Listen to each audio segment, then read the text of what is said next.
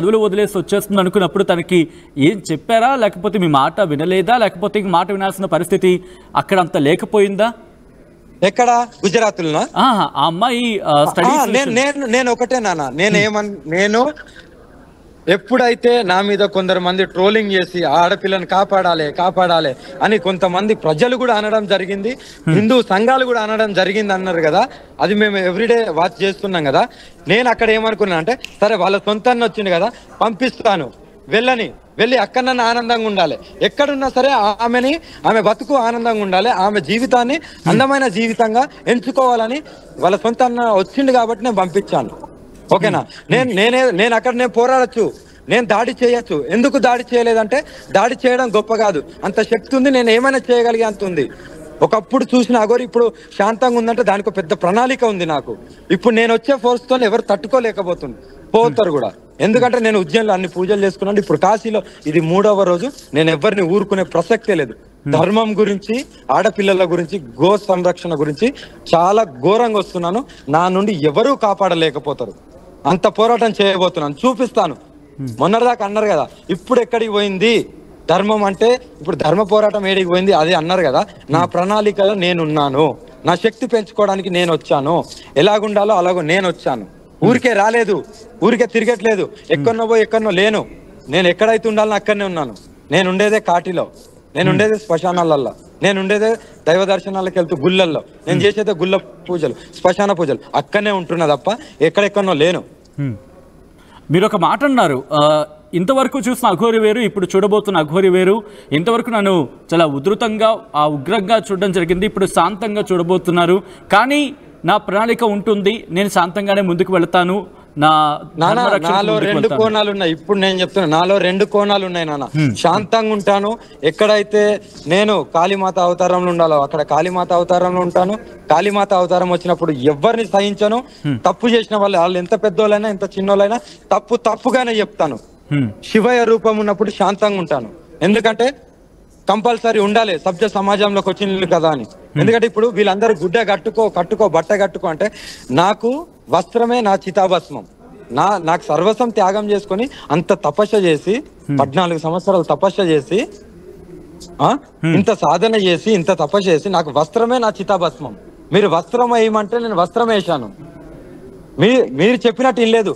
వస్త్రం ప్రజాస్వామ్యంలోకి వచ్చినాం కాబట్టి వస్త్రంతో ఉండాలంటే, నాకు వస్త్రం లేకపోతే నా వస్త్రమే చితాభస్మం అయినప్పుడు ఇంకోటి ఏం కావాలి? నా శివయ్య ఇక్కడ ఉంటాడు. ఒక డెడ్ బాడీ వచ్చిన తర్వాత శివయ్యలో ఒక ఆనందం, ఒక వెలుగు వస్తుంది, ఒక ఆనందం, ఒక వెలిగిపోతాడు శివయ్య. అదే ఒక బాడీ కూడా రానప్పుడు శ్మశానంలో అక్కడున్న చితాభస్మాన్ని తండ్రి శివయ్య ధరించి తాండవం ఆడతాడు. అది నా తండ్రి ఆనందం. గుడిలో కాదు, ఇక్కడికి రండి, ఈ శ్మశానంకి రండి. మీకు శివయ్య అంటే ఎలా ఉంటాడో మీకు తెలుస్తుంది.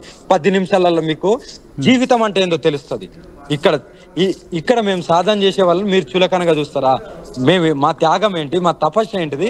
మీ ఇష్టానుసారంగా తమ్నెళ్ళు పెడుతూ మీ ఇష్టానుసారంగా మాటలు అంటున్నా కూడా, పడుతున్నా కూడా మళ్ళీ మీరు అంటున్నారు కదా. మీరు అనుకున్నంత మాత్రాన్ని ఇక్కడ ఏమీ కాదు, ఏమీ పోదు. శ్రీవర్షిని విషయంలో అఘోరి ఇప్పుడు శివయ్య రూపంలో రాబోతుందా, లేకపోతే కాళీ అవతారంలో రాబోతుందా? 2 కోణాలలో రాబోతున్నా. అందుకే నేను ఉజ్జయిన్లో శ్మశాన సాధనలు, కాశీలో 3 రోజుల నుండి చూస్తున్నారు, కాశీలో 3 రోజుల నుండి శ్మశాన సాధనలు, నేను శివ సాధన, తాంత్రిక విద్యలు అన్ని, ఇంకా ఎవ్రీథింగ్. ఇప్పుడు ఎవరు నా నుండి కాపాడుకోలేకపోతారు. పోతే నేనన్నా పోవాలి, కానీ ధర్మం నిలబడాలి. నేను ఇప్పుడు హిందూ సంఘాలకు నేను ఇదే చెప్తున్నాను, జెండాలు పట్టుకొని ర్యాలీలు చేయడం కాదు. జరిగే అన్యాయాలు, తెలంగాణ ఆంధ్రలో ఎన్నో అన్యాయాలు జరుగుతున్నాయి, వాటికి అక్కడ ముందు నిలబడండి. జై శ్రీరామ్, హర హర మహాదేవ్, జై భవాని అనడం కాదు. అక్కడ నువ్వు నిలబడ్డప్పుడే నీ ధర్మం నిలబడుతుంది.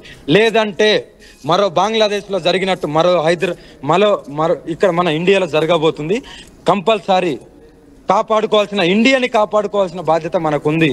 ఇది నేను చెప్తున్నానంటే నిజంగా జరిగి తీరుతుంది. ఇండియా బంగ్లాదేశ్ లో ఏదైతే జరిగిందో త్వరలో ఇక్కడ కూడా జరగబోతుంది 100%. రైట్. అంటే రైట్, ఒక్కసారి నేను మళ్ళీ శ్రీవర్షిని దగ్గరికి వెళ్ళే ప్రయత్నం చేస్తాను. ఎందుకంటే కనుక ఒక ప్రశ్న అఘోరి రైజ్ అవుతోంది. ఏంటంటే, ఇప్పుడు శ్రీవర్షిని విషయంలో ఆలస్యం జరిగితే అఘోరి రంగంలోకి దిగబోతోందా, లేకపోతే పోలీసులకు ఇన్ఫర్మేషన్ ఇచ్చే ప్రయత్నం 100% నా బిడ్డ నన్ను నమ్మింది కాబట్టి 100% నా బిడ్డను నేను కాపాడుకుంటాను. అది చట్టపరంగా నేను ఫస్ట్ చెప్తాను పోలీసులకు. రేపు పొద్దున్నే కాల్ చేసి మీ దగ్గరికి అక్కడికి ఉంది మంగళగిరికి చేరుకున్న పిల్ల ఇప్పటిదాకా ఎందుకు రాలేదు, ఎందుకు మీరు నిఘా పెట్టలేకపోతున్నారు, నిఘా పెట్టి మీ దగ్గరికి తెచ్చి మీరు మీ సమక్షంలో వాళ్ళ తల్లిదండ్రులకు తీర్చండి. ఆ దుర్మార్గుడి నుండి వాళ్ళ తల్లిదండ్రులను ఎక్కడైనా సురక్షితమైన ప్లేస్ కు పంపేయండి, వాళ్ళ పుట్టినూరి కన్నా పంపేయండి, కానీ ఆ దుర్మార్గుడి నుండి వేరు చేయండి అని రేపు పొద్దున్నే నేను చెప్పబోతున్నాను పోలీసు వాళ్ళకు. అంటే తల్లిదండ్రుల దగ్గరికి వర్షిని చేరితే ఓకేనా? 100% ఆమె ఎక్కడున్నా కూడా ఆనందంగా సుఖంగా ఆరోగ్యంగా ఉంటే చాలు. అందులో ఫస్ట్ నేనే ఆనందపడతాను. ఎందుకంటే ఆమె కష్టాలు చెప్పుకుంది, కొన్ని అది నేను వినలేక ఈ ఆడపిల్లలు ఇలా కూడా బాధపడతారా, ఇన్ని కష్టాలు ఉంటాయా, అంత కష్టం బాధపడ్డది. గత 8 years నుండి ఎన్ని అవమానాలు, ఎంత ఏం చేసింది, ఎంత సాక్రిఫైస్ చేసింది అనేది నాకు తెలుసు. ఆమె మాటలలో నాకు తెలుసు. అందుకే కాపాడుకుందాము అని నా వెంట వస్తా అంటే రమ్మన్నా. నా వెంట ఎవరు రావడానికి సాహసం కూడా చేయలేదు. నేను కూడా ఎవరిని కూడా తీసుకెళ్ళను. ఎంతో మంది వస్తా అన్నా కూడా నేను ఎవరికన్నా దీక్ష ఇయ్యాలంటే వాళ్ళకు గురు మంత్రం ఇచ్చి ఇంట్లోనే చేసుకోండి, ఇంట్లోనే ఉండండి అని చెప్తాను తప్ప, మీ కుటుంబంతోనే ఉండండి అని చెప్తాను తప్ప. ఇప్పుడు నేను ఇచ్చిన వాళ్ళందరూ ఇళ్లలో ఉన్నారు, వాళ్ళ ఫ్యామిలీతో ఉన్నారు. కానీ ఫస్ట్ టైం ఒక అమ్మాయి, ఒక ఆడపిల్ల ఆమె నా దగ్గరికి వచ్చి నాతో ట్రావెల్ చేసింది కాబట్టి నేను ఆమెను కాపాడుకోవాలని చూశాను. ఏదో దురుద్దేశంతో కాదు. కానీ ప్రజలు, హిందువులు కూడా అలా ఆలోచించారంటే అర్థం చేసుకోవాల్సింది ఇక్కడ హిందువులే. ధర్మం ఎటుపోతుంది, ఆడపిల్లలు ఏమైపోతున్నారు, ఒక గుడికాడికి పోయినప్పుడు ఒక మహిళ మీద 7 అత్యాచారం చేసింది, ఇవన్నీ మాట్లాడతలేరు. మరి ఆడపిల్ల నాతో వచ్చినందుకు మీ ఇష్టమైన తమిళ వేసి మీ ఇష్టమైన మాటలు మాట్లాడితే నేను భరిస్తున్నా అనుకున్నారేమో, కానీ భరించడం కాదు. నేను ఒక సాధన గురించి ఆడపిల్లతో వచ్చినప్పుడే నేను శివయ్యకి నేను మాట ఇచ్చా, 12 జ్యోతిర్లింగాలు దర్శనం చేసుకొని నా సాధనలు చేసుకొని నేను అప్పుడు రిటర్న్ వెళ్తానని. అదే ప్రయాణంలో నేను ఉన్నాను. అది చేసుకున్న తర్వాత నేను రిటర్న్ అవుతాను. ఇంకో 10 days పడుతుంది రావడానికి.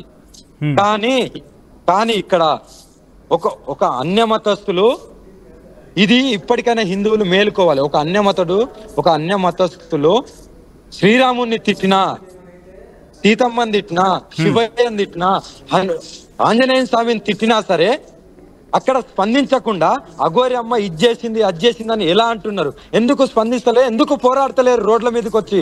వాళ్లకు ఏమన్నా అయితే వాళ్ళ 1000 మంది వస్తున్నారు, మీరు అంతా ఒకటిగా ఎందుకు పోరాడలేకపోతున్నారు? మీరు నా వెనుక రావద్దు, కానీ మీ కళ్ళ ముంగడ జరిగే మన హిందువుల మీద దాడులు జరిగినప్పుడు మీరు ఏం చేస్తున్నారని నేను అడుగుతున్నా. హిందూ సంఘాలు అందుకే ఉన్నాయా? పేర్లకే హిందూ సంఘాల, జెండాలు పట్టుకొని తిరగడానికే హిందూ సంఘాల. ఒక ఆడపిల్లని కాపాడుకోలేకపోతున్నారు, ఎందుకు ఇంకా హిందూ సంఘాలని పేరు చెప్పుకోవడం? అదే చెప్తున్నా మీకు ధర్మము. నేను సభ్య సమాజంలో నేను లేను, నాకు లోకం గురించి తెలియదు, నేర్చుకుంటున్నా. అయినా సరే పోరాడుతున్నా కదా, ఒంటరిగా పోరాడుతున్నా కదా దేశం అంతటా. ఒక ఆంధ్ర తెలంగాణనే కాదు, కాశ్మీర్ నుండి కన్యాకుమారి వరకు ఏ రాష్ట్రంలో అఘోరి అమ్మ ఎక్కడంటే చెప్తారు, ఇక్కడికి వచ్చి ఇక్కడ ఉంటది, ఇలా చేస్తుంది అని. నాది మొత్తం దేశం అంతా పోరాటమే ఉంటది, ఒక జాగాలో ఆగేదాన్ని కాదు.